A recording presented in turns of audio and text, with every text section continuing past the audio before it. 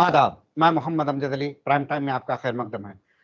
नाज़रीन किराम, तेलंगाना के वज़ीर सेहत, साबिक़ा वज़ीर सेहत ईटाला राजेंदर को किसी वजह से चीफ मिनिस्टर ने बर्खास्त कर दिया।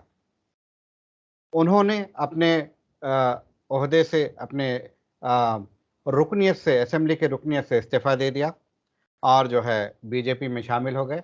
उसके बाद ज़िमनी इंतखाबात हुए और उन्हें बहुत ही शानदार कामयाबी हासिल हुई है। इसके साथ ही मुख्तलिफ़ गोशों से मुख्तलिफ़ जो है तज्ज़िये पेश किए जा रहे हैं, अपने-अपने ख़यालात पेश किए जा रहे हैं। ईटला राजेंदर की दोबारा हुज़ूराबाद असेंबली कॉन्स्टिट्यूएंसी से जीत पर जो चहमगोइयाँ हो रही हैं, जो भी बातचीत हो रही है, इस ताल्लुक से हम जानने की कोशिश करेंगे कि इनकी जीत को किस तरह से देखा जा रहा है।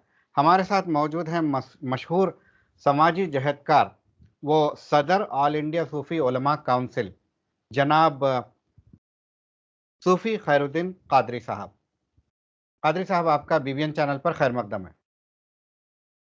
जी, ये जो ईटला राजेंदर साहब की जो जीत हुई है बीजेपी के खैमे में जाकर, तो आप इसको कैसे देखते हैं? देखिए, हमारे अमजद साहब, ईटेला राजेंद्र की जो जीत हुई है, मैं जहां तक समझता हूं, ये जीत बीजेपी की जीत नहीं है, बल्कि बजाते खुद ईटेला राजेंद्र की जीत है। क्योंकि उन्होंने उस हलके में अरसे दराज से जो खिदमात अंजाम दिए हैं, वहाँ की अवाम ने उनके खिदमात को सराहा है और आगे भी वहाँ हुजूराबाद की अवाम ईटेला राजेंद्र से ये तवक्को किए हुए हैं कि पिछली खिदमात के बनिस्बत और ज़्यादा वो अवामी खिदमात को अंजाम देंगे। अब इसको बीजेपी की जीत जो है ना समझना, ये सरासर नादानी है, क्योंकि बीजेपी का वहाँ पर कोई रूल नहीं रहा है और वहाँ के वोटर्स ने अपने कैंडिडेट को देखा है, उनकी खिदमत को देखा है। और दूसरी अहम वजह ये है कि यहाँ पर टीआरएस की जो शिकस्त हुई है, इसमें टीआरएस की जो है ना उसके उसूलों को और उसकी पॉलिसी का बहुत बड़ा दखल है कि टीआरएस सरकार ने जो पॉलिसियों का जो वो ऐलान करते हैं, लेकिन उन पॉलिसियों पर कभी अमल नहीं किया जाता है। अवाम को सिर्फ सब्ज बाग दिखाए जाते हैं। और आपने भी सुना, तमाम अवाम में सुना कि दलित बंधु स्कीम के तहत 15-15 लाख रुपए उन्होंने जो ना देने का ऐलान किया, बजट भी पास हुआ। अब वही जानते हैं 10 लाख, चलिए 10 लाख रुपये, तो अब वही जानते हैं कि वो पैसे किसको मिले हैं और जिसको मिले हैं वही जानते हैं। लेकिन यहाँ पर सवालिया निशान है कि जहाँ पर भी इलेक्शन होता है, ये केसीआर साहब वहाँ पर जो ना ऐसी स्कीमात का ऐलान करने की वजह क्या है?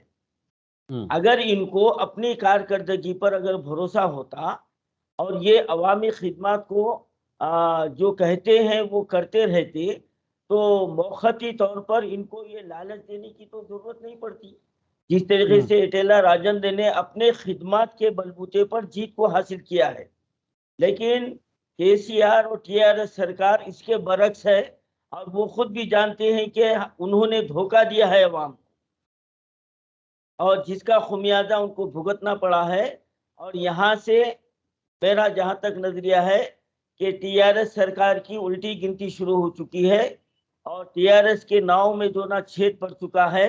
अब यहाँ से नाव में पानी जमा होना शुरू होगा और 2023 में ये टीआरएस सरकार की नाव डूबने वाली है।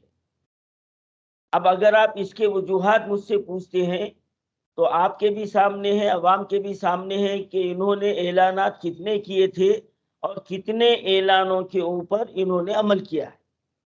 जी, जी।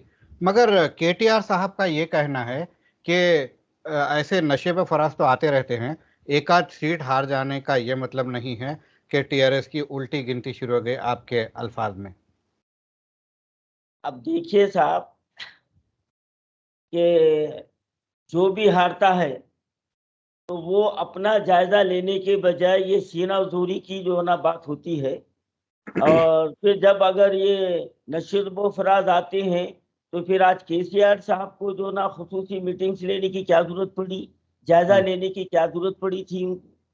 تو یہ اس بات کا ثبوت ہے کہ ان کی کارکردگی نہ صرف حضور آباد میں بلکہ ٹوٹل تلنگانہ میں ان کی کارکردگی زیرو کے برابر ہے، اور یہ صرف موقعی اعلانات کرتے ہیں۔ اور پھر آپ کو یاد ہوگا کہ آپ کے چینل سے ہی میں نے جو ہے نا حضور آباد کے ایک مسئلے کو اٹھایا تھا، اور آپ بھی جو نا اس سے واقف ہیں کہ اس الیکشن کو مد نظر رکھتے ہوئے وہاں کے 16 ائمہ موزنین کو غیر قانونی طور پر یہ جا کے ہریش راؤ اور وقف بورڈ کے چیئرمین وہاں پر ان کو آرڈر دے کر آئے، ان کو پیسے بھی دیے، وہ جز وقت کے 1 مہینے کے لیے تھا۔ اب اس کے بعد وہ لوگ بھی اس سے محروم ہیں، اور آپ یہ بھی جانتے ہیں، عوام بھی جانتی ہے کہ آج تلنگانہ میں یہ جو 10,000 ائمہ موزنین کے اعزازیوں کا یہ دعویٰ کرتے آ رہے ہیں، اور حال ہی میں ہم نے وقف بورڈ پر دھرنا بھی کیا، ائمہ موزنین اور شہر کے زیادہ شخصیات وہاں پر موجود تھے، عوام یہ بات کو جانتے ہیں کہ جبھی بھی 3 مہینے 4 مہینے سے پہلے کبھی جو نا یہ رقم ائمہ موزنین کو نہیں ملتی، اور جب جاری ہوتے ہیں تو 10,000 میں سے قریب 800 900 1000 ائمہ موزنین کے پیسے غائب ہو رہے ہیں، اور ہم کھلے طور پر چیئرمین کے چیمبر میں بیٹھ کر ہم نے یہ ڈیمانڈ کیا، مطالبہ کیا، تو وہ ان کا جواب یہ ہے کہ جو پیسے کھا رہے ہیں اللہ ان کو دیکھیں گا۔ تو آپ کہہ کے واسطے ہیں، آپ چیئرمین کس لیے ہے؟ آپ کا کام ہے تحقیق کرنا۔ اور ابھی اس ماہ میں جو 28 تاریخ کو 3 مہینے کے ائمہ موزنین کے اعزازے جاری ہوئے، جس میں سے قریب 350 400 ائمہ موزنین ایسے تھے جن کا بینک کا IFSC کوڈ نمبر تبدیل ہو چکا تھا۔ تو ہم نے چیئرمین سے کہا کہ آپ وہ ائمہ موزنین کی لسٹ ہم کو دیجئے، ہم ان سے کہہ کر IFSC کوڈ نمبر تبدیل کروائیں گے، اور تقریباً 350 ائمہ موزنین نے IFSC کوڈ نمبر تبدیل کر کے 1 مہینہ 10 دن ہوا وقف بورڈ میں وہ اپنے جو نا اکاؤنٹ نمبر تبدیل کر کے ڈالے IFSC کوڈ نمبر، آج تک ان کو رقومات نہیں ملی۔ تو اب ان کے اوپر کیا بھروسہ کیا جا سکتا ہے؟ اب یہ جو ائمہ موزنین کا جو اعزازیہ ہے، اس کو ہر ماہ باقاعدہ وقت پر ملنے کو یقینی بنانے کے لیے کیا کرنا چاہیے؟ دیکھیے، جب ہم محمود علی صاحب سے ہماری میٹنگ ہوئی تو انہوں نے گزشتہ مہینے میں ہم سے کہا تھا، اور انہوں نے اعلان بھی کیا کہ ہم ائمہ موزنین کے اعزازیوں کو گرین زون میں لے لیے ہیں، اب ہر مہینہ پابندی سے 5 تاریخ تک آ جائیں گے، یہ ہم کو تیقن دیا۔ لیکن یہ صرف تیقن ہے، صرف تیقن ہے، اور 7,000 درخواستیں ابھی جو ہے نا پینڈنگ میں ہیں، اور ہم خود وزیر اقلیتی بہبود کپل ایشور صاحب سے ہم ملاقات کیے، اور انہوں نے بر وقت وہاں پر وقف بورڈ میں اپنے آدمی کو بھیج کے وہاں سے پورے ریکارڈ لے کر پھر مائنارٹی کو جو ہے نا اقلیتی بہبود کو بھیجا گیا، اس کی منظوری کے لیے آج تک منظوری نہیں ہوئی اس کی۔ اور پھر یہ کہا جاتا ہے، چیئرمین صاحب یہ کہتے ہیں کہ یہ ہدیہ ہے تو خوشی سے ہم دے رہے ہیں۔ تو ہمارا سوال یہ ہے کہ ہم کسی کے اوپر تنقید نہیں کر رہے ہیں، ہم حکومت سے اور چیئرمین کی نااہلی کو ہم ظاہر کر رہے ہیں کہ ہمارے جو دیگر بھائی جو عبادت گاہوں کی جو خدمت کرتے ہیں، ان کو انڈومنٹ سے ہر ماہ پابندی سے پے اسکیل دی جا رہی ہے، تو جبکہ ہمارا وقف بورڈ لاکھوں کروڑوں روپے کی اس کی آمدنی ہے، کیا وہ وقف بورڈ کی انکم میں سے پے اسکیل ہم کو جو نا نہیں دیا جا سکتا؟ یہ ناانصافی نہیں ہے ہمارے ساتھ؟ اور آپ بھی جو نا اس بات کو جانتے ہیں کہ لیبر ایکٹ کے تحت کسی کارخانے میں ہو، کسی دکان پہ ہو، کسی کو جو نا ملازم رکھا جاتا ہے تو لیبر ایکٹ کے تحت کم از کم 8,000 روپے اس کی سیلری ابتدا میں ہونا چاہیے، یہ قانون سے تمام لوگ واقف ہیں۔ تو کیا ہمارے ائمہ موزنین اتنے گر گئے کہ ایک لیبر کی جو نا کریکشن کرنا چاہوں گا، یہ جو آپ بات کہہ رہے ہیں یہ امپلائمنٹ کی بات ہو رہی ہے، ملازمت کی بات ہو رہی ہے۔ ائمہ موزنین سرکار کے ملازم نہیں ہیں، وہ مسجد کی خدمت انجام دے رہے ہیں، مسجد کے جو نماز وغیرہ ہے اس کی خدمت انجام دے رہے ہیں۔ اگر ان کو اعزازیہ دیا جا رہا ہے تو بات الگ ہوتی ہے، اگر اس کو پے رول پہ لا دیں گے اور اگر لیبر لاز کے تحت لا دیں گے تو پھر پابندیاں بھی عائد ہوں گی دیگر۔ एक मिनट साहब, क्या ये कानून सिर्फ जो है ना इमाम मोहसिन के लिए क्यों है? दीगर जो इबादत गाहों की खिदमत करने वाले उनके लिए क्यों नहीं है? जी, उनके ऊपर कोई पाबंदियां वगैरह नहीं है? क्या? बिल्कुल कोई नहीं है। क्या अच्छा, पाबंदी, हुकूमत क्या पाबंदी आयद करेंगी? अपनी मर्जी बताइए से आप। वो काम करते हैं और नहीं महीना नहीं, उनको मर्जी पैसे मिल जाते मर्जी से नहीं साहब, जब कमेटी वहाँ की इंतजामी कमेटी इस बात की तस्दीक करेगी कि ये यहाँ पर खिदमत अंजाम दे रहे हैं और वक्फ का इंस्पेक्टर जाकर वहाँ पर जो ना उसकी सदाकत हासिल करेगा, तो उसी वक्त जो ना ये एजाज़ियाँ जारी होंगे ना, और लफ्ज़ एजाज़ियों को ख़त्म करना चाहिए। हैं। अच्छा। एजाज़िया तोहफा है, और हमारे चेयरमैन साहब ये वार्निंग दे रहे हैं, अगर हम्म, आप लोग दबाव डालेंगे तो हम ये एजाज़िये भी ख़त्म करा सकते हैं। ये ओह, हमारा चेयरमैन इतना जो ना काबिल है ये, यानी ये हुकूमत के तलबे चाटने में किसी से पीछे नहीं है ये, बल्कि हम्म, इनको तो हुकूमत से लड़ना चाहिए। हाँ, आप आपको वक्फ बोर्ड की आमदनी में से अब हम ये मुतालबा कर रहे हैं हुकूमत से, भाई आप माइनॉरिटी से मत दीजिए, आप हमारा जो वक्फ बोर्ड की इनकम है उसमें से दीजिए आप। फिर वक्फ बोर्ड की आमदनी कहाँ जा रही है? ऐलानात होते हैं, मरीजों को दे रहे हैं, बेवाओं को दे रहे हैं, भाई किसको दिए? आप उसका हिसाब किताब बताइए। आप, आपको भी इख्तियार है, मुझे भी हक है ना पूछने का। जी जी। मेरे ख्याल से एक ही इशू पे हम थोड़ा ज्यादा बात कर लिए, और क्या जी मसाइल है और क्या जी। वजूहात है टीआरएस हुकूमत ने ये सीट गंवाई? हाँ, और बहुत सारे जो ना माइनॉरिटीज के साथ हमारे केसीआर साहब सिर्फ वादे करते चले आ रहे हैं। मैं अभी एक ही बात करता हूँ कि ये कई मुकामात पे जहाँ इलेक्शन होते हैं इन्होंने फौरी स्कीम का ऐलान कर देते। अब वो स्कीम जारी रहती, उसको मिलते नहीं मिलते नहीं मालूम। आपको याद होगा कि इससे पहले जब हमारे शहर हैदराबाद में आपके काउंसलर के जो इंतखाबात हो रहे थे, तो 10,000 रुपए की तकसीम का ऐलान करे थे। याद होगा, तमाम आवाम को याद है। लेकिन चल को बारिश जो और है ना, सैलाबी सूरत हाल की वजह से दिया गया था। तो हौ साहब, तो अभी तो हजारों लोग अभी बाकी है, हजारों लोग बाकी है। और सवाल ये है फिर वो ऐसों के हाथ में गया जो मुस्तहिकीन को नहीं मिला। तो मुस्तहिक़ीन नहीं थे, बिल्कुल सही। मुस्तहिकीन को नहीं मिला, ये तमाम आवाम जानती है। और फिर बिल्कुल। चंद दिन देने के बाद वो सिलसिला खत्म कर दिया गया। हम्म, आज भी कई जिनके बारिश से मुतासरा लोग अभी भी परेशान हैं, वो हम्म, घरों मकानों को नहीं बना सके, आज भी वो है। और फिर जो है ना मुसलमानों की तालीम के ताल्लुक से केसीआर साहब क्या कदम उठाए? अब ले दे के हम्म, उन्होंने टिम्बरिज के जो ना कॉलेजों का हवाला दे रही। हाँ, और हमारे अखिलती जो दो मोहरे हैं बैठे हुए कठपुतली, जो केसीआर के इशारे पर चलने वाले हैं, हमारे वजीर दाखिला और चेयरमैन साहब, आप बड़े खसीदे पढ़ते हैं। आप जो है ना ये रेजिडेंशियल स्कूलों का जायजा लीजिए, वहां पर बच्चों की तालीमी हालत क्या है, वहां का स्टाफ कौन सा है। बच्चों को, हमारे बच्चों को उर्दू से दूर कर दिया जा रहा है, और खुद बतदरीज हमारे केसीआर साहब उर्दू को खत्म कर रहे हैं। और फिर हमारे जो आसार है, हमारे कदीम जो इमारत है, उसको खत्म करने पे तुले हुए हैं।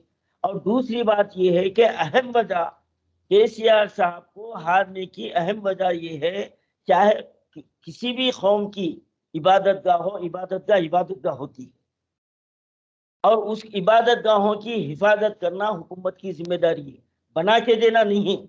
हम ये नहीं कहेंगे कि हुकूमत बना के दो, हुकूमत हम्म, की जिम्मेदारी नहीं है, लेकिन जो है उसकी हिफाजत करना। कितने इन्हों जो है ना मसाजिद को शहीद किए, कितने मंदिरों को गिराए, कितने आशुर खानों को गिराए, आखिर मकसद क्या है इसके पीछे? क्या आवाम नहीं जानती है? हम्म, आप जबानी तो हमदर्दी के दावे करते हैं, लेकिन आपका अमल मुसलमानों के साथ सौतेलाना आपका रवैया है। हाँ, सौतेलाना रवैया है आपका। हम्म, माइनॉरिटी बजट जो दिया जाता है, आप वजूहत पूछ रहे, मैं आपको गिना रहा हूँ। जी, माइनॉरिटी बजट 2000 से 1200 कर दिया गया। क्या वो 1200 करोड़ रुपये क्या माइनॉरिटी को मिल रहे हैं? क्या मुसलमानों का कुछ भला हो रहा उसके अंदर? अब डबल बेडरूम स्कीम ये जो जारी कर रहे हैं, अब इनकी नीयत बोलिए, इनका जो है ना तासुबियत बोलिए, ले दे के इनको खबरस्तानों की जमीन मिल रही डबल बेडरूम बनाने के लिए। पूछिए आप। हाँ, जी, कवाड़ी गुड़ी के खबरस्तान में इनका वजीर वहां पर जो है ना गड़बड़ करता है। और फिर जो है ना मफ्ते के खबरस्तान के वहां पर जो ना डबल बेडरूम के लिए कोशिश की जाती है। ये तो सामने आए हैं, लेकिन ऐसे कई जमीनात हैं, कई कई जो है ना مسلمانوں کی ملکیت ہے، جو حکومت جو ہے نا ہڑپ لی ہے. اور خود ہمارے فلور لیڈر اکبر الدین اویسی صاحب نے اسمبلی میں ببانگ دہل کہا ہے کہ 50% زمینات حکومت قبضہ کر چکی ہے. تو کیا یہ عوام نہیں دیکھ رہی ہے؟ مسلمانوں کی ایک معیشت کا ایک ادارہ ہے مقبول، اب اس ادارے کو یہ تقریباً ختم کر رہے ہیں. یہ تو عوام کیا بھروسہ کریں گی اس کے اوپر؟ ٹھیک ہے. خیر الدین علی صوفی صاحب، ہم سے بات کرنے کا بہت شکریہ. انشاءاللہ پھر جیسے جیسے ڈیولپمنٹس آتے جائیں گے، مزید جو ہے پولیٹیکل چینجز آئیں گے تو انشاءاللہ ہم آپ کو دعوت دیں گے. ایک بات، اب آپ کے ایک بات کا جواب دیتا ہوں. اب کے ٹی آر ایس سرکار میں کوئی ڈیولپمنٹ آنے والا نہیں ہے. یہ کوئی جو ہے نا ترقی کے کوئی کام کرنے والے نہیں ہیں. اب یہاں سے ان کی الٹی گنتی شروع ہو چکی ہے، کیونکہ عوام ان کی کارکردگی سے بزدل آ چکے ہیں. صرف مسلمان نہیں، تلنگانہ کے جملہ عوام بزدل آ چکے ہیں. نہ یہ ان کے پاس نہ شادی مبارک اسکیم جاری رہی، نہ کلیانم منڈپم اسکیم کے تحت جو نہ ہمارے غیر مسلم بھائیوں کو برابر مل رہا ہے. کئی اسکیمات ایسے ہیں، یہ صرف جو ہے نا برفدان کی نظر ہو چکے ہیں. تو عوام ان کے جھوٹے وعدوں کو سمجھ چکے ہیں. اب ان کے وعدوں پر کوئی بھروسہ کرنے والے نہیں ہیں. ٹھیک ہے، ہم سے بات کرنے کا بہت شکریہ. تو ناظرین، یہ تھے صوفی خیر الدین قادری صاحب. انہوں نے ٹی آر ایس کے زوال کی جو ہے پیشن گوئی کی ہے. جو ایک سیٹ ٹی آر ایس نے پہلے دبک کانسٹیٹوینسی میں ہاری تھی، اب یہ دوسری جو ہے بائی پول میں جو ہے کانسٹیٹوینسی ہاری ہیں حضور آباد کی.